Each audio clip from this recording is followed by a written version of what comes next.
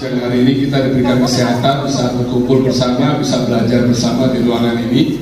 Saya juga ingin mengucapkan terima kasih kepada Union yang sudah memberikan kepercayaan kepada saya untuk bisa sharing. Ya, jadi jangan berharap teman-teman saya ngajarin Anda pada siang hari ini, karena teman-teman sudah mempunyai leader-leader yang hebat. Jangan mengambil konsultasi di atas panggung. Jadi teman-teman nanti bisa tanyakan ulang kalau ada yang kurang jelas kepada leader Anda masing-masing, ya. Dan saya juga berterima kasih kepada leader saya, Pak Barus, sponsor saya, dan Bu Tanti sudah diberikan kepercayaan. Saya senang sekali karena saya banyak melihat teman-teman baru di sini. Jadi kalau tadi juga disampaikan oleh MC siapa bawa 6 kaki, saya janji sama Pak Barus, wah ini saya jadi pembicara harus kasih contoh, gitu kan. Alhamdulillah siang hari ini saya juga bawa 6 kaki, nggak mau kalah ya. Saya juga lihat ada di teman lama saya, Pak Hadi dari Lamongan. Teman-teman, ini kertas ini warnanya apa? Putih. Putih ya. Kalau saya warnanya apa? Putih. Putih.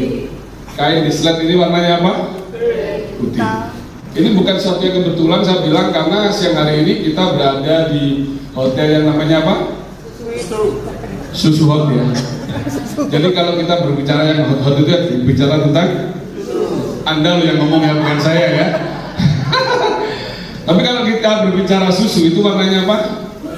Putih. Saya ingin tanya ke teman-teman, nanti pertanyaannya sama, teman-teman tinggal jawab tanpa berpikir, karena udah tahu kan, putih gitu kan. Jawab dengan cepat tanpa berpikir. Oke, siap? Saya tes dulu.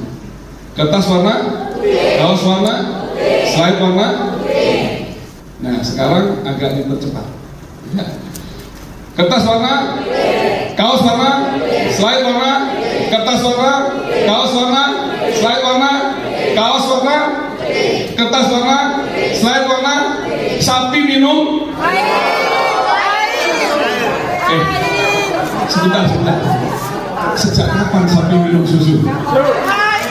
Tadi minum susu.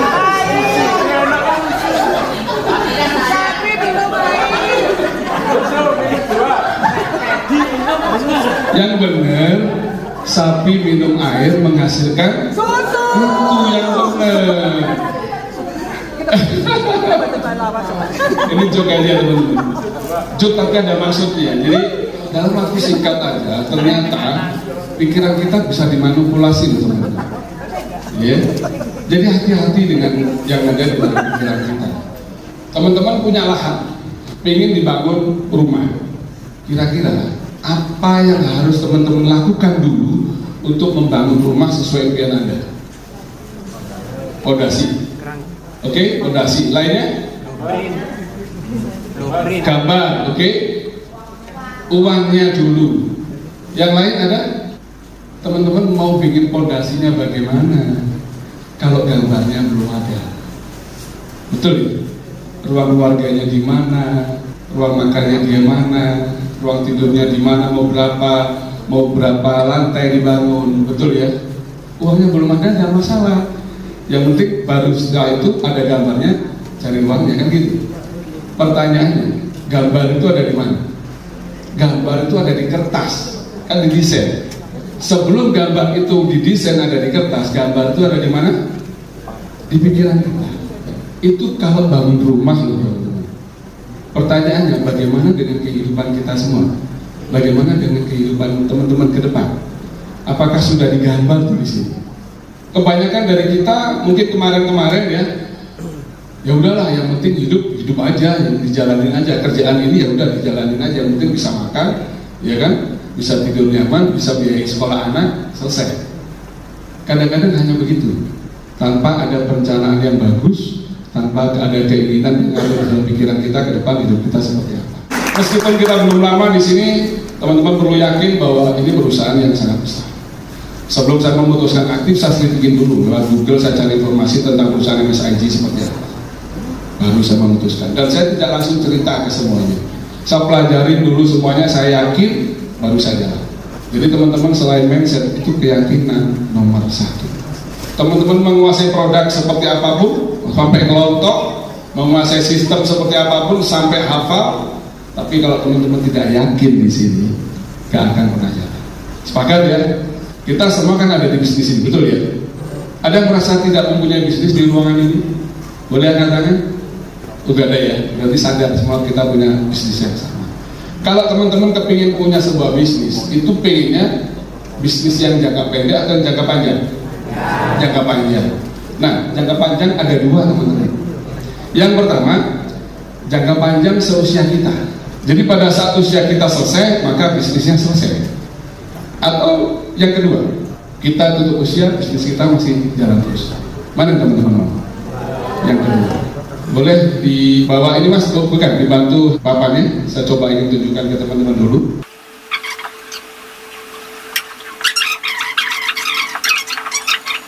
MSID sudah memberikan konsepnya kepada kita. Kita harus tahu kita berbisnis itu ujungnya di mana.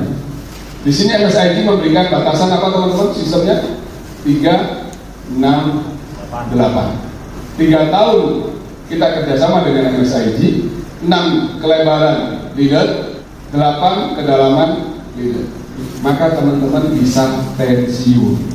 Kalau yang namanya pensiun, teman-teman pengennya pensiun dengan sedikit uang atau dengan banyak uang? Dengan banyak uang. Saya kepingin tunjukkan teman-teman di slide yang kelebaran mas. Ini hitungan dengan 1 kaki kedalaman mencapai 8 generasi BP.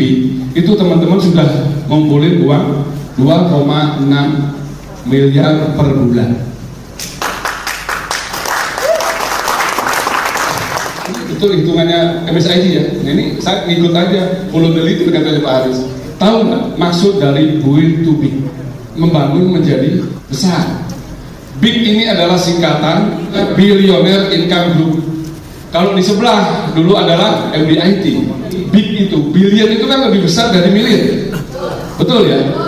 Kita akan ciptakan one big bintang 1 itu adalah penghasilan 1 miliar per bulan. Bukan 1 miliar per tahun, 1 miliar per bulan.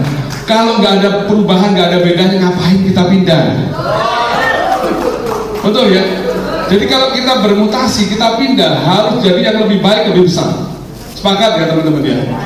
Oke, teman-teman, ini adalah yang diberikan oleh perusahaan.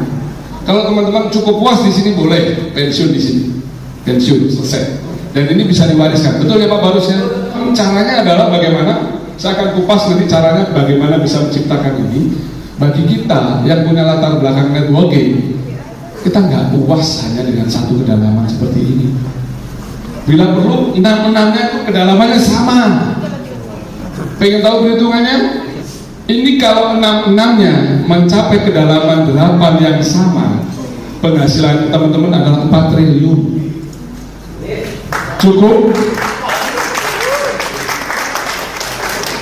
Teman-teman dibatasi nggak penghasilannya sama perusahaan? Nggak ya, terserah bebas. Untuk kedalamannya dibatasi? Dibatasi cuma 8. Lupa kalau 9, 10, 11, 12 kita nggak dapat. Tapi kelebarannya nggak ada batasan. 12, 18, 24, 30. Dan itu bisa bayangin kalau 8 kedalaman semua. Duitnya kira-kira sak piro. Ini tahapan-tahapan yang diberikan oleh perusahaan MSID. Ya, teman-teman masuk mulai dari FC. Sama, saya juga dari FC. Teman-teman naik menjadi BP bintang 1, BP bintang 2, dan BP bintang 3. Dari FC ke BP bintang 1 butuh berapa persen? 200 juta. Untuk naik menjadi BP bintang 2, 400 tambah 200 lagi. Untuk mencapai BP bintang 3, 600 tambah 200 lagi. Bagi teman-teman yang tidak biasa di dunia asuransi atau sudah pernah di MLM, untuk menjual 600 menjadi BP bintang 3, karena semua orang pasti kepingin dapat karir tertinggi, betul? Wah, ini susah banget. Siapa yang berani menjamin bahwa kedalaman ke-5 sampai ke-8 itu tetap jalan sama persis seperti teman-teman yang saat ini ada di sini? Komisi paling besar itu komisi apa? Royalty. Dan itu adalah komisi passive income. Teman-teman bisa pensiun dari sana. Kalau komisi dasar, komisi overriding itu masih kategori komisi active income. MSID hanya memberikan finish ujungnya. MSID juga memberikan alat bantunya agar kita mencapai ke sini. Apa yang disediakan oleh MSIG? Yang pertama adalah produk Orion untuk jualan maupun untuk recruiting. Yang kepingin saya tanyakan kepada teman-teman semua yang hadir pada siang hari ini, apakah MSIG memberikan caranya untuk mencapai 368? Nggak ada. Apakah MSIG memberikan strateginya untuk bisa mencapai 368? Nggak ada. Jadi kalau teman-teman kepingin memastikan bahwa 8 kedalaman ini jalan semuanya, teman-teman butuh yang namanya sistem. Tanpa sistem, saya jamin ini tidak akan pernah terjadi. Susah banget. Ya, paling-paling kedalaman 1, 2, 3, maksimal 4. Tapi kalau sudah 5, 6, 7, 8, itu kalau nggak ada sistem, udah amburadul semua. Apa itu sistem? Sistem itu sebenarnya begini teman-teman, boleh diibaratkan bahasa. Kalau teman-teman leader yang ngomong A sampai di kedalaman dan kedalaman ke-8, bahasanya harus sama, harus A yang disampaikan. Jangan sampai ini A ini sudah berubah B, C, D dan macam-macam. Atau ini A juga sampai di sini putus, jadi A aksen 1, aksen 2, jadi kembangannya banyak. Itu nggak boleh. Saya kasih gambaran tentang sistem. Teman-teman tahu Indomaret? Tahu ya? Di Surabaya ada Indomaret ya? Di Madiun ada Indomaret? Di Malang, Agus ada Indomaret? Di Lamongan, Mas Adi ada Indomaret? Ada. Ya kan? Di Kediri, teman-teman Kediri ada Indomaret? Ya. Ada. Indomaret yang ada di kota-kota itu kok bisa sama? Warnanya sama, ya kan? Kemudian tatanan produknya sama. Loh kok bisa? Kenapa? Itu yang namanya sistem. Itu yang kita butuhkan untuk membangun tentang kelebaran dan sampai 8 kedalaman leader. Makanya kita menciptakan sebuah support system, yaitu yang namanya apa? Junior. Junior ini juga memberikan alat bantunya teman-teman, yang di Play Store sudah bisa di-download ya. Kemudian Junior juga sudah menyediakan pertemuan-pertemuan. Ini namanya gulungan sistem. Masing-masing pertemuan itu mempunyai karakter yang berbeda, mempunyai tujuan yang berbeda. Presentasi follow up dibawa ke BOP. Jadi BOP sebisa mungkin gunakan sebagai pertemuan kedua. Pertemuan pertamanya adalah di presentasi. Kenapa? Karena di BOP mereka akan melihat banyak orang, mereka akan melihat data yang lebih banyak. Karena pada saat presentasi yang prospek lihat itu hanya kita sendiri. Tapi kalau setelah presentasi kita bawa ke BOP, dapatkan informasi bukan hanya aku ya, ternyata banyak dan melihat produknya juga banyak banget. Data-data itu jauh lebih banyak yang akan mereka dapatkan dan itu yang akan membuat mereka yakin untuk mengambil keputusan join di bisnis. Kemudian dibawa ke B2B seperti yang saya sampaikan tadi di bawah ini untuk sebagai pembelajaran tentang pengalaman teman. Suatu saat saya juga kepingin, bukan hanya saya, Pak Haris dan Pak Paul saya bicara di atas panggung, tapi saya kepingin teman-teman yang ada di sini mengajari kepada kita semua bagaimana teman-teman menjalankan bisnis ini sehingga teman-teman punya penghasilan dan punya tim yang bagus. Saya ini pengalaman. Nah, ujungnya teman-teman ini adalah di Betters Day. Betters Day ini adalah boleh bilang wisudanya kita semua. Orang kaya sekaya apapun, mereka butuh yang namanya penghargaan, butuh pengakuan, butuh dimanusiakan. Di Betters Day ini adalah pusat penghargaan-penghargaan yang ada di komunitas kita akan diberikan di sini. Why?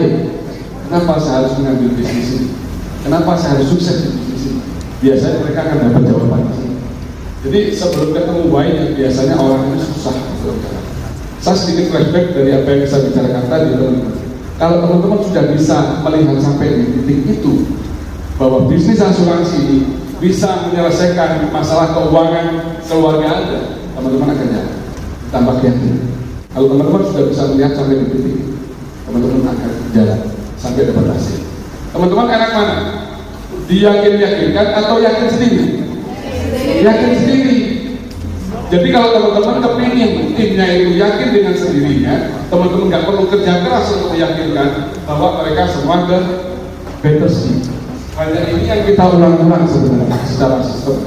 Ditambahin lagi yaitu 3 prinsip dasar sebagai pengikat dari dua gulungan ini. Gulungan leader dan gulungan sistem, pengikatnya adalah di 3 prinsip dasar. Mungkin nanti akan dijelaskan lebih detail oleh Pak Farus. Masa yang akan diskusi. Apa itu 3 prinsip dasar? Yang pertama, konsultasi. Teman-teman harus menyediakan waktu, menyediakan hatinya untuk konsultasi kepada leadernya masing-masing. Setiap bulan, konsultasi resmi. Jadi teman-teman kepingin apa? Kepingin dapat uang berapa? Kepingin punya bisnis seperti apa? Setiap bulan ngomong ke leadernya. Plan, Pak, Bu, saya kepingin punya tim seperti ini. Saya kepingin punya penghasilan seperti ini. Apa yang harus saya lakukan? Udah, dengerin aja. Leadernya kasih petunjuk seperti apa, teman-teman lakukan. Kalau teman-teman ada kesulitan, kembali lagi. Setelah praktek ada kesulitan, teman-teman bilang kepada leadernya. Yang kedua adalah edifikasi.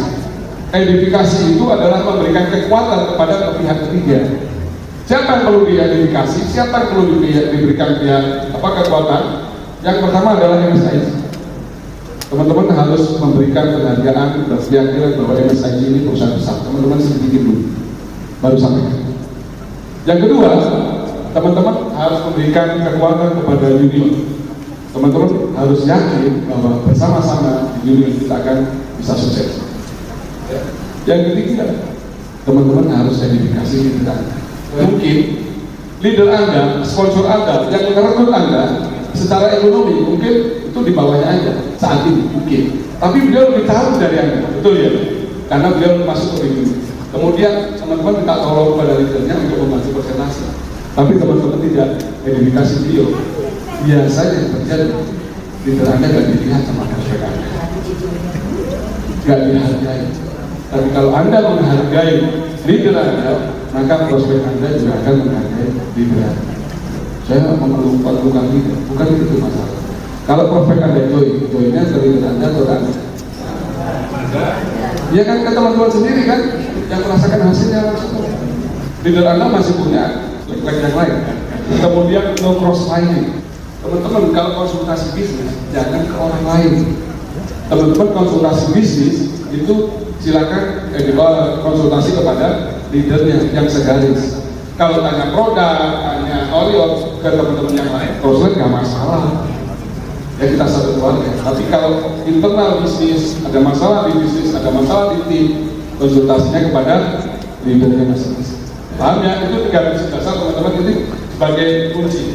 Nah, teman-teman yang paling penting lagi di sini, makanya saya bilang tadi bahwa kita bukan sekedar menjalankan bisnis duit doang. Kita akan membentuk karakter teman-teman jadi lebih baik. Ini adalah alat bantu yang teman-teman bisa cari ya. Buku. Buku ini adalah buku wajib yang teman-teman harus baca. Kalau sekedar membaca itu akan jadi pengetahuan. Tapi kalau dipraktekkan, ilmu itu akan masuk ke dalam ini. Buku apa aja? Yang pertama, ini adalah buku Power Closing dan Handling Objection. Mungkin teman-teman yang lama nih sudah punya buku. Mau jualan, pakai buku, baca buku ini terang. Ya.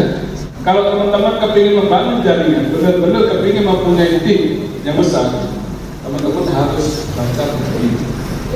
Buku. Sebagian teman-teman sudah punya buku ini. Nah, sempat saya dengar teman-teman, Pak, bagaimana cara mengundangnya? Di buku ini teman-teman dibahas semuanya. Mengundang itu ada yang mengundang langsung dan ada yang mengundang tidak langsung. Mengundang langsung seperti saya sama Pak Haris. Pak Haris, saya punya bisnis bagus nih Pak Haris. Pak Haris boleh lihat di universitas kita, bisa lihat itu salah satu contoh mengundang langsung.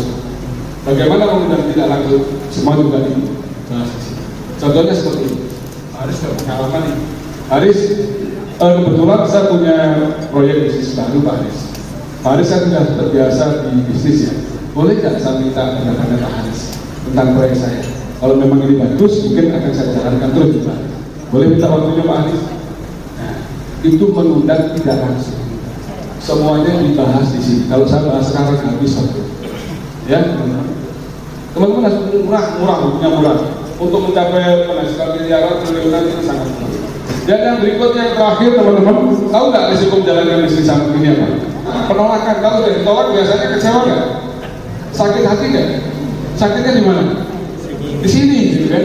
Nah, biar teman-teman nggak sakit hati, teman-teman baca buku ini. Dengan membaca buku itu, Magic of Thinking, saya pola pikirnya teman-teman akan berubah banyak. Dan ini baru 2-3 hari kemarin, buku ini saya berikan kepada anak saya baca. Karena anak saya udah kelas 3 SMA, sudah lagi lulus, dia masuk bangku kuliah dan sekarang libur, kan?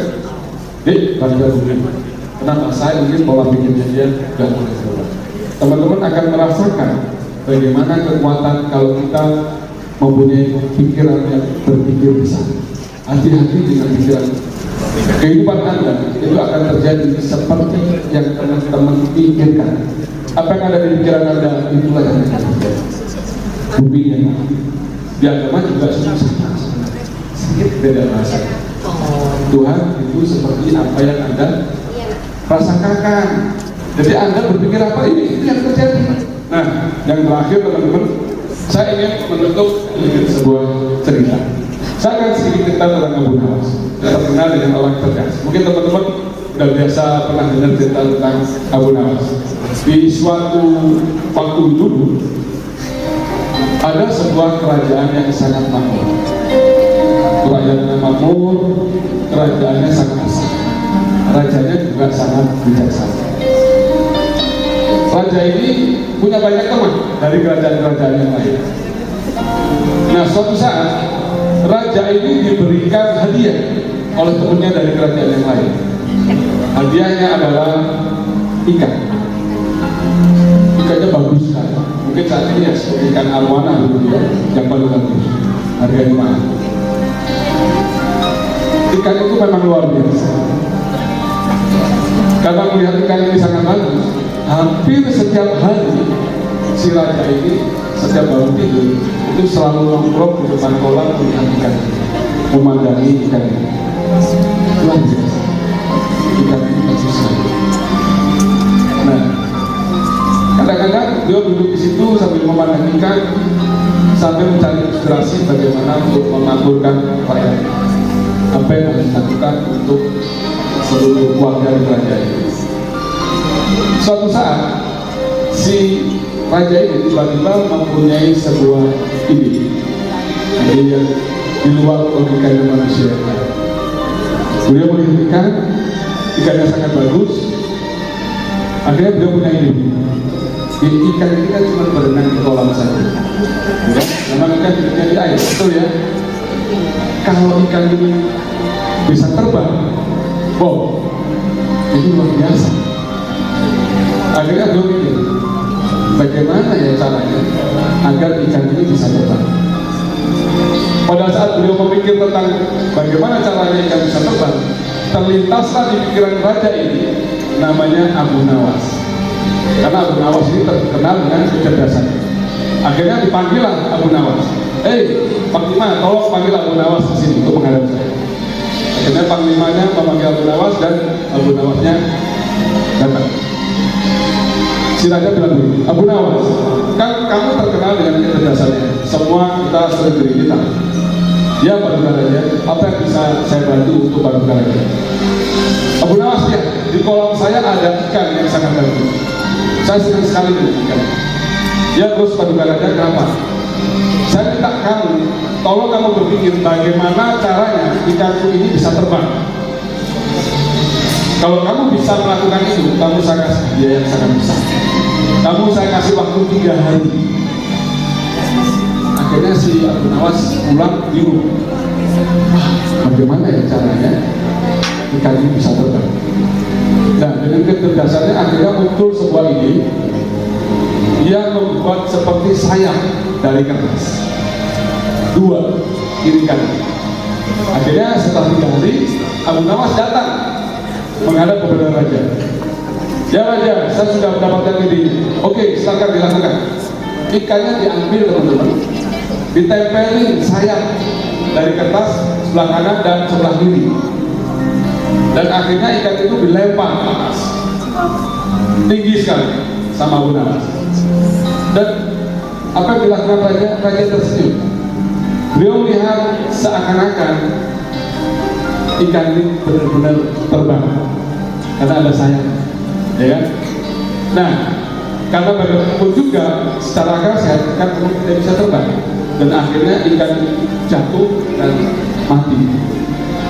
Dan raja marah, hei Abu Nawas, kan saya minta ikan ini bisa terbang, kenapa kamu bunuh ikan ini? Apa jawabannya Abu Nawas? Ya Paduka Raja, Paduka Raja kan minta saya agar ikannya bisa terbang. Iya memang benar. Kan sudah lihat Paduka bahwa tadi ikannya sudah terbang. Iya benar. Tapi kenapa kok dia jatuh mati? Paduka Raja tidak meminta saya mengajari ikan bagaimana caranya mendarat. Ya otomatis ikannya mati. Apa makna dari cerita itu? Teman-teman, kita mungkin sudah punya planning yang bagus. Kita sudah melakukan kerjaan yang bagus, ya kan? Teman-teman tahu kan, sebagus apapun planning kita, Tuhan, Gusti Allah itu juga punya planning untuk kehidupan kita. Betul? Kira-kira kalau diadu planningnya Tuhan sama planning kita, yang benar mana? Ya? Planning kita atau planningnya Tuhan?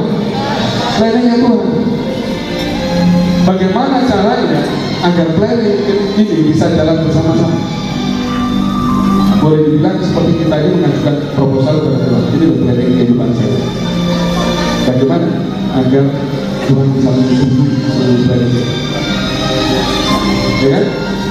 Caranya adalah libatkan Tuhan dalam seluruh aspek kehidupan. Libatkan Tuhan kepada seluruh kegiatan kita di kehidupan kita. Mau presentasi, berdoa dulu. Pull up, berdoa dulu. Mau datang pertemuan, berdoa dulu. Agar kita mendapatkan apa yang baik untuk kehidupan. Jadi teman-teman, yang teman-teman perlu ketahui adalah kadang-kadang ada hal-hal yang memang bisa kita kontrol, tapi ada hal-hal yang itu di luar kontrol kita. Dan bisa kita lakukan hanya membuat planning, memberikan yang terbaik untuk diri kita, memberikan yang terbaik untuk keluarga kita, memberikan yang terbaik untuk bisnis kita. Dan satu hal lagi, jangan lupa sedekah. Kalau teman-teman masih punya orang tua, kasih orang tua. Yang wajib pada kasih duluan sebelum orang lain adalah orang tua. Doa pendeta, doa kiai, itu masih kalah sama doa tua. Minta doa begitu. Angkat derajatnya orang tua. Bagi teman-teman yang masih punya kedua orang tua, lakukan itu. Saya tidak satu, minta doa. Saya yakin kalau ibu Anda bilang, nah, Anda sukses. Saya jamin Anda akan sukses. Terima kasih Anda sudah mendengarkan saya. Assalamualaikum warahmatullahi wabarakatuh.